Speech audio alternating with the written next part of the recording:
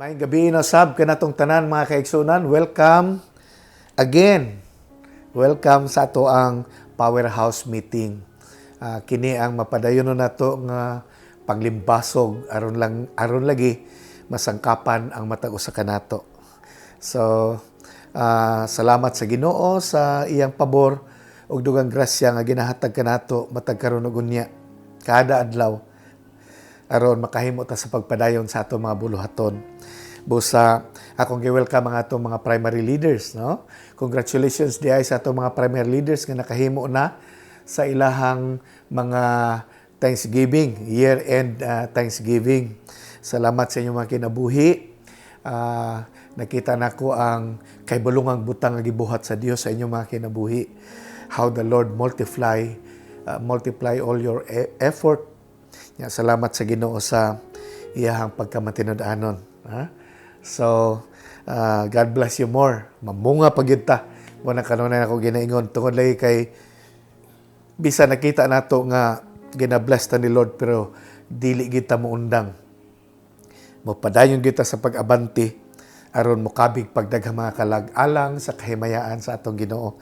Usa lang ako nabasahan sa Bible nga makalipay sa tibuok kalangitan kung dunay usa ka kalag atong madala diha sa gingharian sa Ginoo. Mo na nga keep shining, keep doing the will of God, and may the Lord bless you always. I would like to welcome as well our friend pastors mga nagasunod nining ato ang equipping. Salamat sa mga kinabuhi. God bless you more. Niya sa ato pong mga Simbalay leaders. So congratulations to every one of you. Salamat sa mga kinabuhi. May the Lord continue to strengthen you and use you for His glory and honor. So, welcome everyone. So, karong gabi, parenta sa atong part 2 sa tuang study about how to become effective as leader. No? So, ang atong uluhan, effective leaders. So, sa atong part 2, karong gabi, we'll be talking about the leader's reputation. So, daghan tag mga angle nga hisgutan as we go along in this series of study. So, atong tan-awon ang leader's temperament, ang leader's spirituality, ang iyang relation sa iyang panimalay, sa iyang family life, no? Iyang conduct. Daghan tag mga hisgutanan karong nining atong series of studies, no? Pero karong gabi, we'll be talking about the leader's reputation. Okay? So, last week, naisgutan na to ang verse 1, no? So, basahon ako ang verse 1 hangtod sa verse 2. Kay verse 2 na itong gamiton karong gabi. Ang verse 1 sa 1 Timothy chapter 3, ingon siya, "This is a trustworthy saying, if someone aspires to be a church leader, he desires an honorable position." Verse 2, kini ang atong text. "So, a church leader must be a man whose life is above reproach. He must be faithful to his wife. He must exercise self-control, live wisely, and have a good reputation. Then, he must enjoy having guests in his home, and he must be able to teach." This is the word of the Lord. Let us pray. Most gracious and loving Heavenly Father, salamat kay Lord nga padayon kang mamuhat sa among kinabuhi, magasangkap ka namo, magalig-on ka namo, magahatag ka namo og giya aron mahimo kaming mas epektibo isip imong tinawag nga pangulo. Salamat Ginoo nga panalanginan mo kami pinagi sa gahom sa imong Espiritu Santo nga mamuhat sa among mga kasing-kasing nga samtang maminaw kami sa imong pulong. We will enjoy your goodness, your presence, your power, Lord, to do miracles upon our lives. Salamat Ginoo nga punon nimo ang among mga kinabuhi sa imong mga pulong aron padayon kaming madasigon, padayon kaming makusganon nga mag-abante sa imong bulahaton. Salamat nga ikaw magapanalangin sa tanan nga niauban ka namo nining among equipping karong gabi. kini among gitugyan kanimo uban sa dakong pagpasalamat in the powerful name of Jesus Christ our Lord. Amen and amen. So, part 2 ni siya, ang ato isgutan karong gabi is about leaders' reputation. So, dinhi makita nato sa verse 2 nga iyang gisgutan gyud nga a leader must have a good reputation, no? So, as we go along in this series of studies, let us always remember, ato na may nasgutan last week, but I would like every one of us to always remember this, that as we go along with this series of study, let us remember that Apostle Paul, was giving us an honorable goal in life, which most of us should strive for a lifetime, to be an effective leader. And please understand that we are not looking for perfection. No? Ending atong series of study, wala taga demand, wala taga pursige nga kinahanglan hingpit kita. No, dili na mo ato ang mga ginahimo dinhi, but we are looking for a solid evidence that we are growing in each area of our lives being a leader. Are you following? Kanang atong ginapursige gyud pag-ayo ba nga kinahanglan paningkamutan gyud nato nga mahimong mulambo ang tanang area sa atong kinabuhi. And I believe this is what Paul is telling us, no? So, our goal is to improve in every area of our personal lives so that we can be effective. Amen. Amen. So, dunay usa ka writer nag-ingon, si Bob Brazel.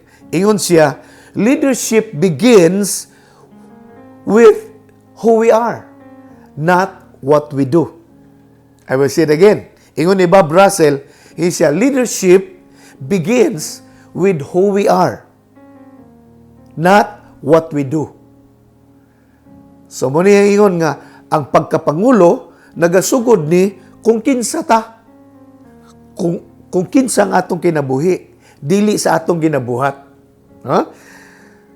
Mao nga, if we lack integrity, it hinders the flow of the Holy Spirit upon our lives and hinders as well the powerful hands of God to bless us. So, when we say good reputation, it literally means good witness. Mao nang atong ginalantaw dinhi. Pag mingon ta karong gabi o good reputation, it is all about being a good witness. Amen. Kay lagi in leadership di ay magsugod ni sa atong heart, sa atong sulod as a person, as called of God. Isip tinawag sa Ginoo, isip pinili sa Ginoo, ang leadership magsugod diha sa atong kasing-kasing. No? Dili sa atong binuhatan, no? Mao na nga pagkulang gani og integrity ang atong heart, no?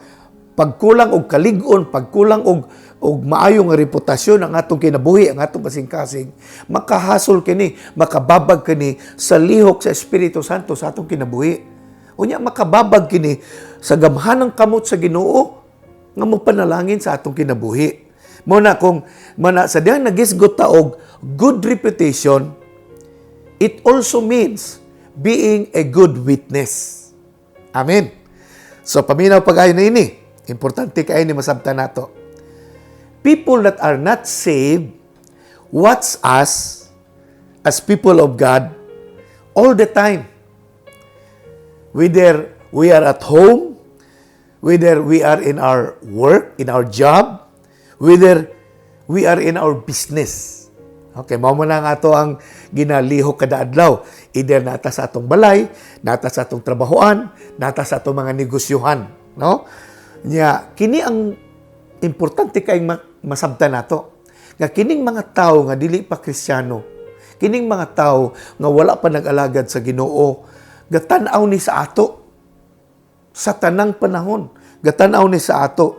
And these people examine us. They listen to our jokes. They study the way we do our work secularly. No, kung nagtrabaho ka sa opisina, nagtrabaho ka sa bangko, nagtrabaho ka sa school, nagtrabaho ka, bisan asa ka nagtrabaho sa mga kumpanya ba? Kining mga tao nga dili Kristiyano, gatanaw sa imo ha. Kada adlaw, unya gina-examine nila ang imong kinabuhi.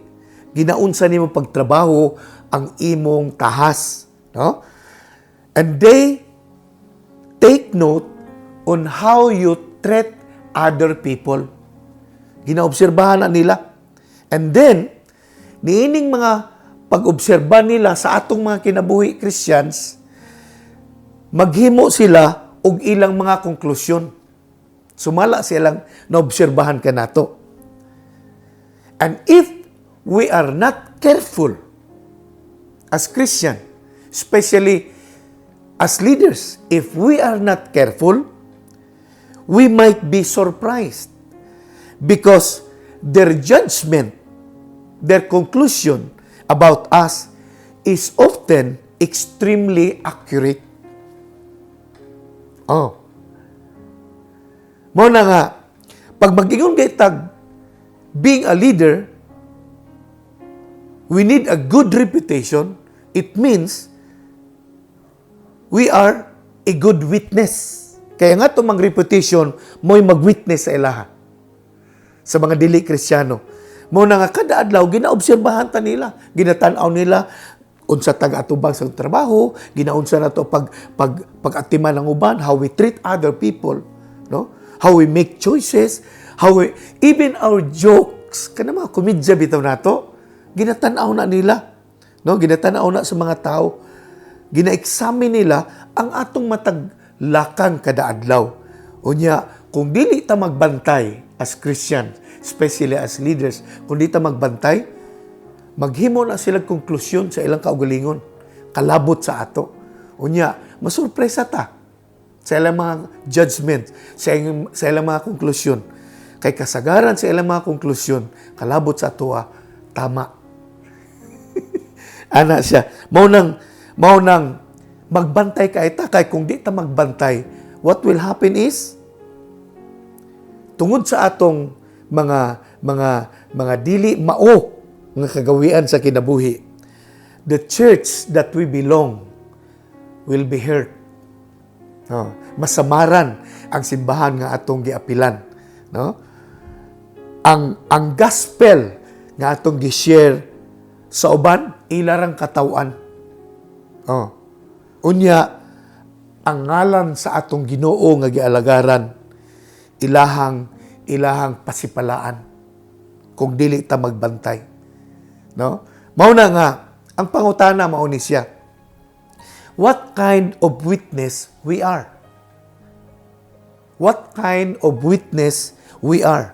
Not just inside the church. Most importantly, outside the church. What kind of witness you are when you are outside? Outside to our neighbors, to our friends, to our co-workers, and our non-Christian buddies. No? Especially if you are a leader, nag-involve kag business. How you handle your business? How you handle your secular buddies? Oh. Unsang klaseng witness ka kung uban ka sa ilaha? No?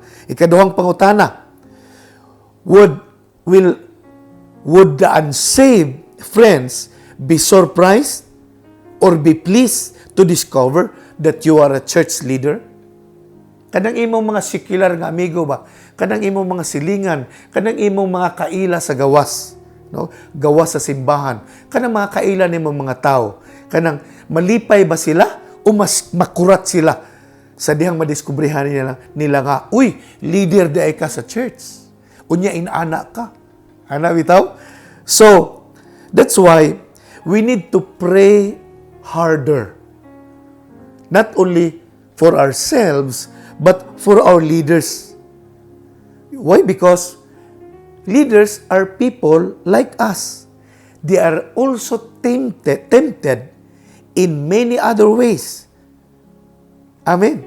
That's why let us pray that God will strengthen them and make them strong witness for the glory of our Lord Jesus Christ. Amen? Hallelujah. Paminaw pag-ayo ani. Your life may be the only Bible that many other people outside ever read.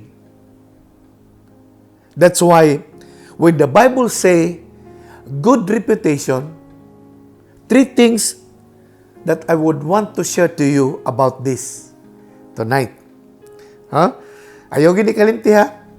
Kay kining atong kinabuhi, labi na mga leaders, tingali, kinilang ang Bible nga pwede mabasa sa ubang mga tao nga naa sa gawas.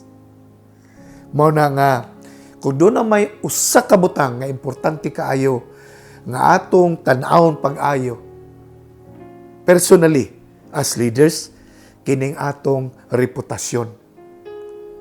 So, when the Bible say good reputation, it is about being above reproach. Muna number 1, above reproach. Ingon din an effective church leader must be a man whose life is above reproach. Importante kaayo. As church leader, we as leader, ang atong kinabuhi, isip Pangulo, kinanglan above reproach. It means that as a leader, we live our lives in such a way that no accusations will come upon us in any secret or hidden pockets of sins.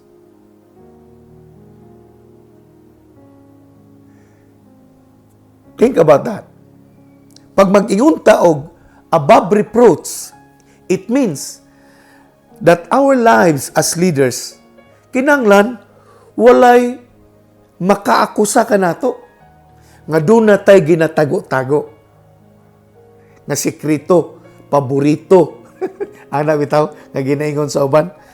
As leaders, for us to become effective, kinanglan above reproach ang atong kinabuhi. Buti pa sabot, walay makaakusa ka nato nga doon na tayo ginatago-tago nga sala.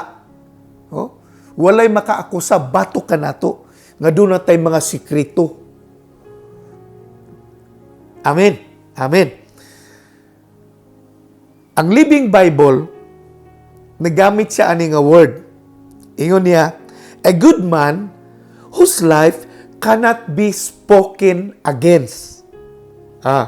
He's talking about an effective leader. No?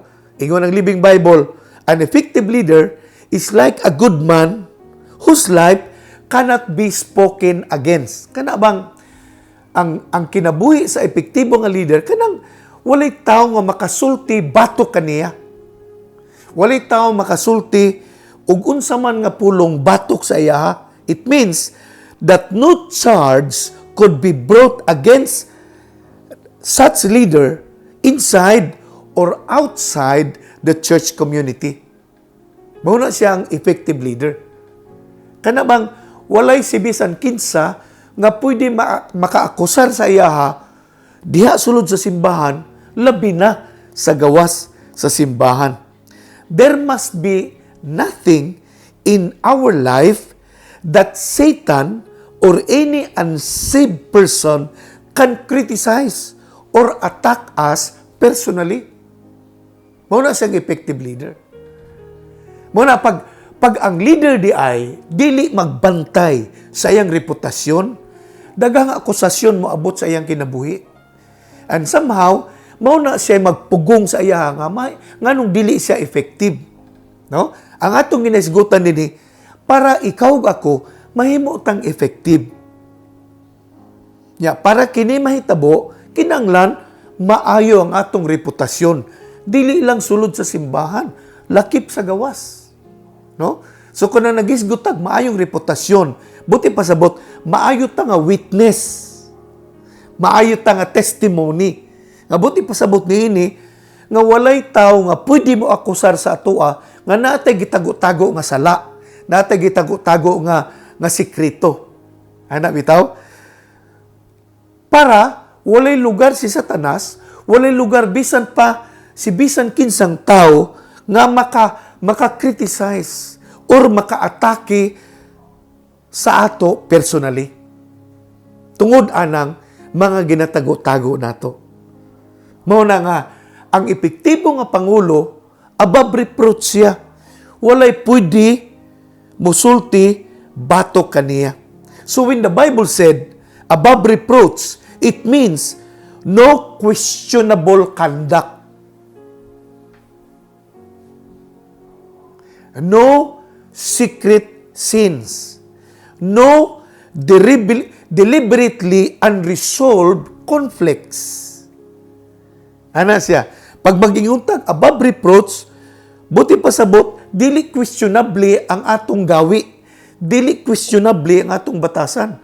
Dili questionable ang atong pagkatao. Wala tay mga sikritong sala nga ginabuhat sa atong kinabuhi. Unya, wala tay mga kanang wala bitaw masulbad nga mga konflikto. Kalabot sa ubang mga tao. Kanabang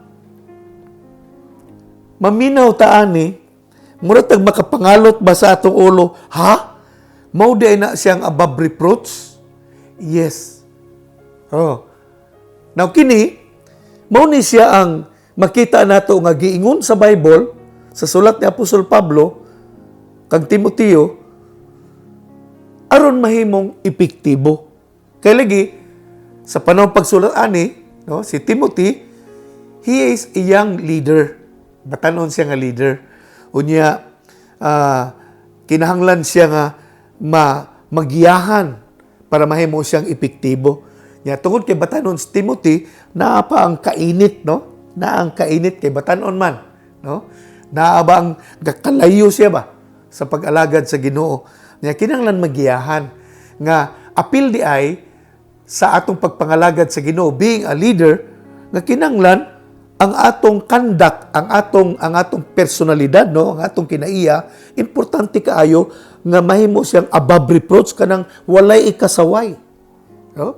Para mahimo tang mas epektibo. Dili lang si Timoteo, no, kundi ang simbahan nga ginadumala ni Timoteo ug lakip kanato nga karon niya ni ining katapusang mga adlaw. No? Kinahanglan walay ikasaway ang atong kinabuhi aron mahimo tang epektibo. Na dunay usa ka writer si Plato. Amo to siya pagkasuwat ani kay Plato man ang spelling niya, Plato. Nya para in English mongod Plato.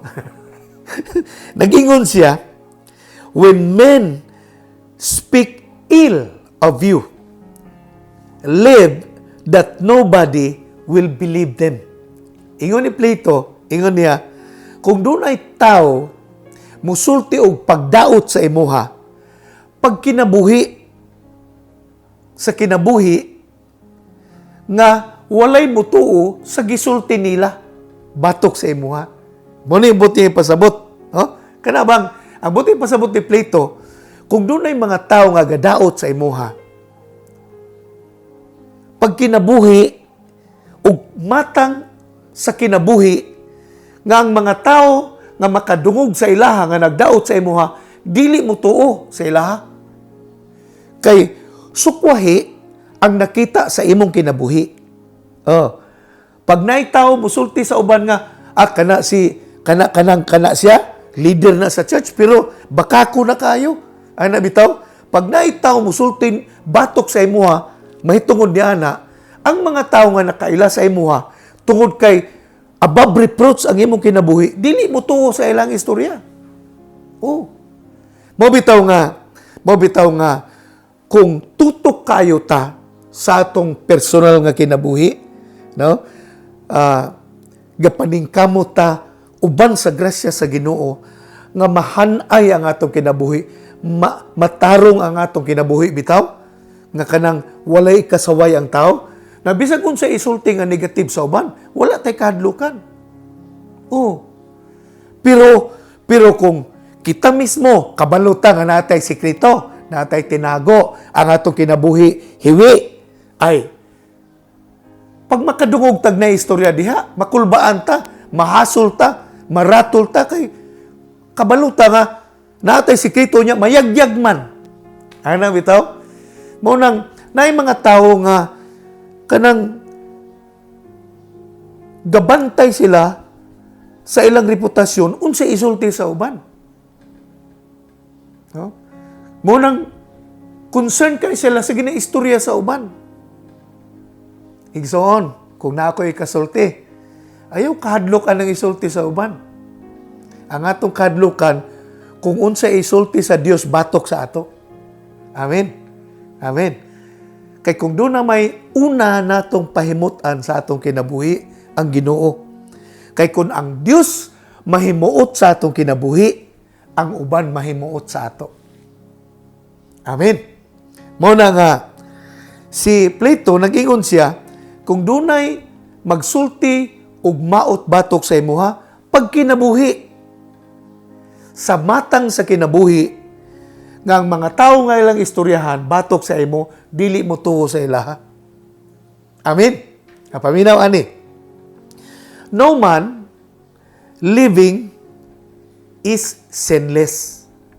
But we must strive to be blameless, to be effective. Amen. Sa ato karon, walay tao nga walay sayop. Walay tao nga walay sa. Walay tao nga walay kapakyasan. Walay tao nga walay kahuyangon. Wala.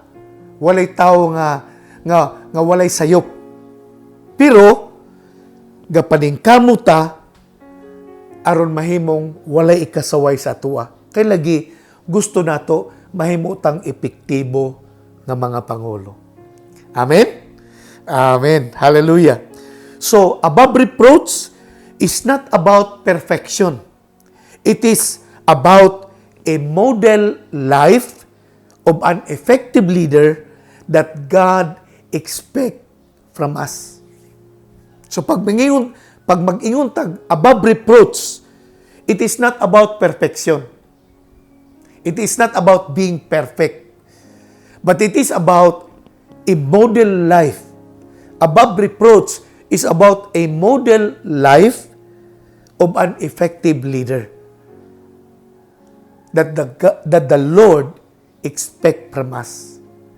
Kabalo mo mga igsoon, kung doon ay gusto si Lord, mahimot ng effective. Mauna nga, para mahimot ng effective, we need to be above reproach. Amen. Amen. Hallelujah. Ikaduha, respectable. Pag may good reputation, it is also being respectable. Makita na ito nga word sa NIV. Sa NIV nga pagkasulat, no? Kay NLT ba na ito gibasa ganiha. So sa NIV, ang gipakita diri sa NIV that a church leader is to be above reproach, faithful to his wife, temperate, self-controlled, respectable.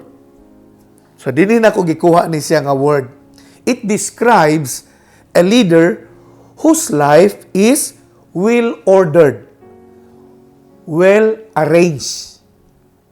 Ano bitaw? Another word, aning respectable, is dignified or honorable. So, pag mag-ingon dito, good reputation as a leader, as an effective leader, it also means respectable. Nga buti pasabot di ay, nag-describe di ay kining respectable sa tao nga ang iyang kinabuhi arrange. Kanang hanay ba? Hanay ang kinabuhi, order ang iyang kinabuhi.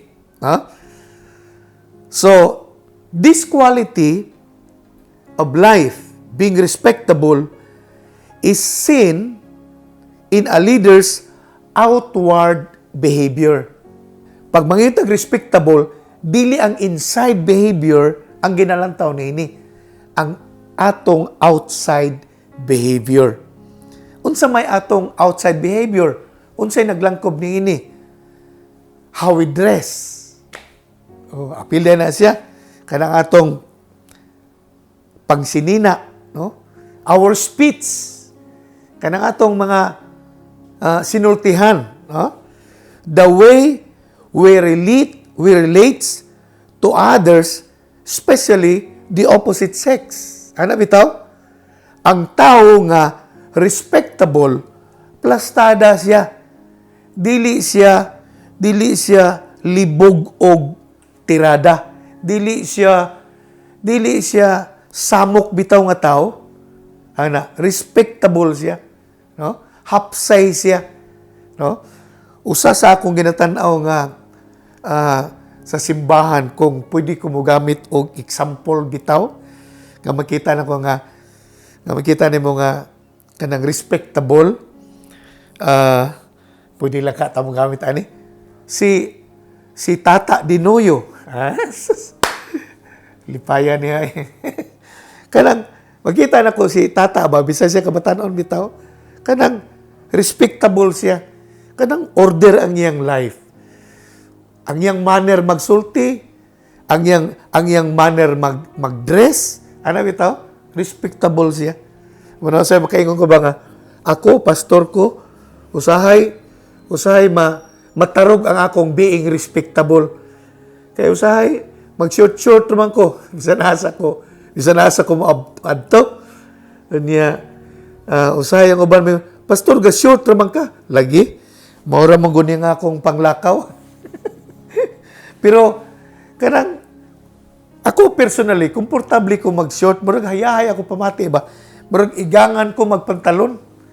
Muna nga, kasagaran, galakaw ko, ga-short lang ko. Ana, pero nakita na ko nga, being respectable di ay, apil di ay niini ang atong pagpresenta sa ato ang panamit, no? Sa atong postura ba? Apil di ay ni siya. Kay, although nga, naigingon sa Bible nga, God looks at the heart. But people outside look at our appearance. Di ba? Mga naingon sa Bible. Ang Ginoo nagtanaw sa atong heart. Pero ang mga tao sa gawas, katanaw sa atong postura. Yung usahay, diha gaagad ang ilang respeto. No? Mauna nga, naay mga tao di ay nga tungod sa ilang postura, ginarespeto sila. Kanang respectable sila ba? Tanaon, ana. Kay kini di ay being respectable is also about how we dress, how we behave outside, how we speak, how we relate with people, especially the opposite sex. Now, anong gini-emphasize ng opposite sex? Kay kita manggod para mahimot ang epektibo nga leader, unya dignified ta, honorable, mo respeto kita sa mga opposite sex, no? Kung ako lalaki, respeto sa mga babae, no? Dili magyaga-yaga. Ano itaw? Kung pwede ko makagamit ang word. So, pag may respectable, it involves even the way we keep our home. Being respectable, apil di ana ang atong pagplastar sa atong panimalay. So pagkalat day ang atong balay, it reflects us being a person. No? So being respectable di ay, apil di ana ang paghanay sa atong panimalay. No? And how we handle various affairs in life. No? Ana day na siya. Muna nga, being respectable, kalabot day ni siya sa atong outward behavior. How we do things outwardly. No? So daghan day kay tagbantayan na, no? And such respectable leader can work through difficult situation with clear thinking. Pag ang tao ay respectable, dignified, honorable, bisan samok ang sitwasyon, pero plastada siya gihapon. Ana din ng respectable. Dili siya padalos-dalos, dili siya ga kiat-kiat. Ana din, if I may use that word, sorry ana nga mga word. Pero inana ang description sa respectable leader. Muna nga, kining mga leader nga plastada bitaw kayo sila. Ginarespetuhan sila. Doon na sila ay dignidad. Ano bitaw? So, nag-una-una ko sa kong kagalingon, bahala. So, dapat dahil, no? Kita nga mga leader, para mahipotang effective, kinahanglan, respectable na ita. Dili na ita magpataka-taka, no? Sa atong mga pag-istorya, sa atong mga purma, dili ita magpataka-taka lang, no? Kay, para lagi, mahimutang effective.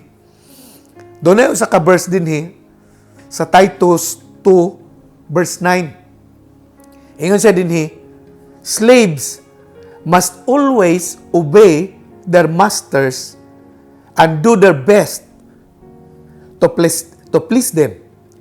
They must not talk back or steal, but must show themselves to be entirely trustworthy and good. Then, they will make the teaching about God, our Savior, attractive in every way.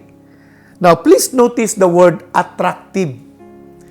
Now, kini nga text, nagtuo ko, di lang ni para sa slaves, no?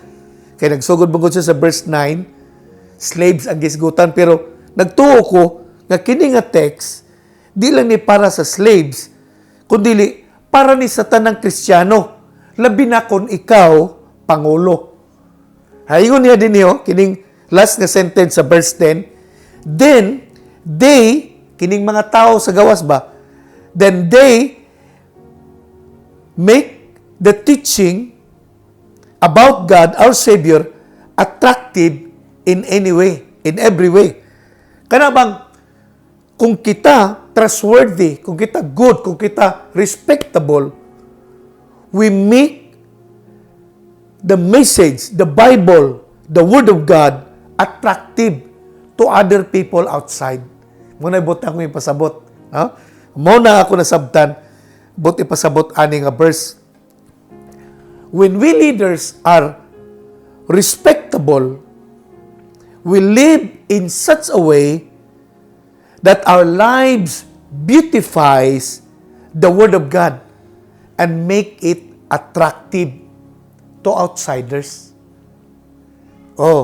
Muna ako nakuha aning bersikulo ha. Munang importante kaayo as leaders para mahimot ang effective, kinanglan, respectable ang atong kinabuhi. Plastar ba? Hanay, na ay dignidad, honorable. Ano bitaw?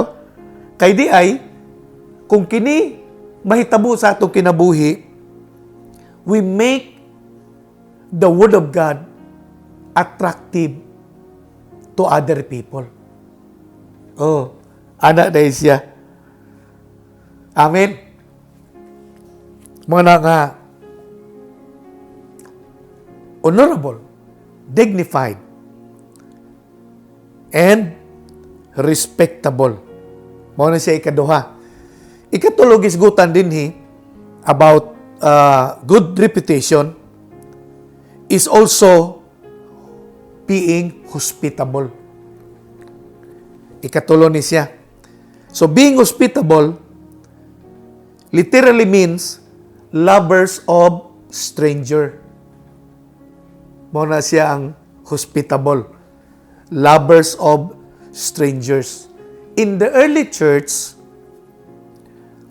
hospitality was non-negotiable. Sa karaang panahon, sa karaang simbahan, being hospitable was non-negotiable. Dili pwede nga, dili ka hospitable sa unang panahon.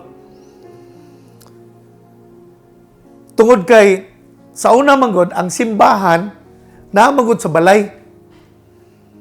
Mao nang being hospitable is really a requirement sa church sa unang panahon. So pag mayroon kag hospitality, it is saying, because we are brothers and sisters, then my home is your home. Nalibot ipasabot.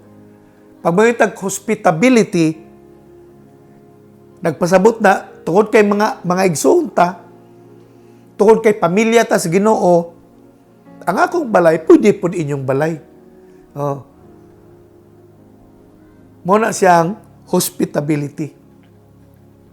Tungod kay ang church sa unang panahon, wala sila buildings, wala sila church buildings. So mga magtotoo, gatigom sila sa mga panimalay. Tungod kay sa panimalay ang tigom,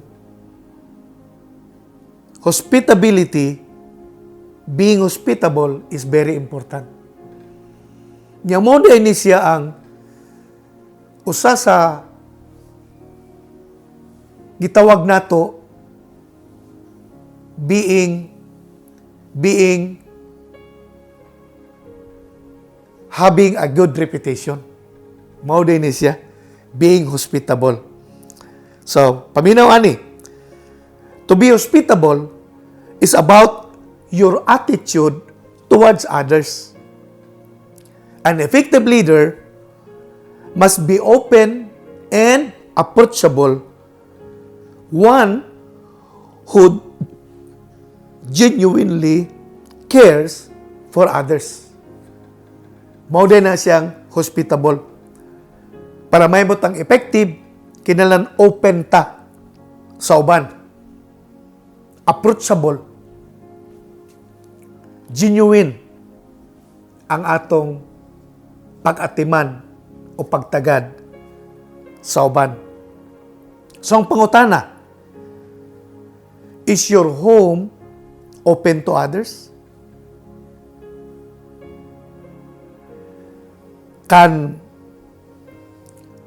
Can you share easily your things to others? Mga pangutana na siya. Can I feel free sharing my problems with you? Kay being hospitable di lang ni nga kalabot lang sa mga butang.